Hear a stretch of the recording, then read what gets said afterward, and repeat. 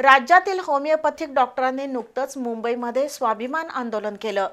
Homeopathic डॉक्टरांना allopathic practice करण्याची परवानगी द्यावी या प्रमुख मागणीसाठी राज्यभरातील होमिओपॅथी डॉक्टर संघटित झाले आहेत। दरम्यान मुख्यमंत्र्यांसह राज्य शासनाच्या सकारात्मक भूमिकेमुळे मुंबईत सुरू झालेलं उपोषण मागे घेण्यात आलं। होमिओपॅथिक डॉक्टरांना ॲलोपॅथीची प्रॅक्टिस करण्यासाठी परवानगी नाकारण्यात आली। तसंच महाराष्ट्र मेडिकल काउन्सिलकडे नोंदणी नाकारण्यात आली। त्यानंतर होमिओपॅथिक डॉक्टरांनी राज्यव्यापी आंदोलन पुकारलं। मुंबईतील आझाद मैदानावर संपूर्ण महाराष्ट्रातील 30,000 डॉक्टरांनी उपोषण पुकारलं। त्यानंतर राज्य शासनानं सकारात्मक भूमिका घेत लवकरच होमिओपॅथिक डॉक्टरांच्या मागण्यांबाबत अनुकूल निर्णय जाहीर केला जाईल असं सांगितलं।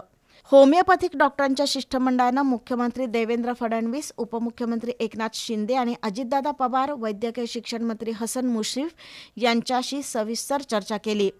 त्यानंतर मुख्यमंत्री आणि डॉक्टर बाहुबली शाह यांनी आमरण उपोषण मागे घ्यावं असं आवाहन केलं। शासनाच्या सकारात्मक भूमिकेनंतर आमदार विक्रम काळे यांच्या हस्ते लिंबू पाणी घेत डॉक्टर बाहुबली शाह सर यांनी उपोषणाची सांगता केली। मुंबईतील या आंदोलनाला कोल्हापूर जिल्ह्यातून 1,000पेक्षा अधिक होमिओपॅथिक डॉक्टरांनी सहभाग घेतला।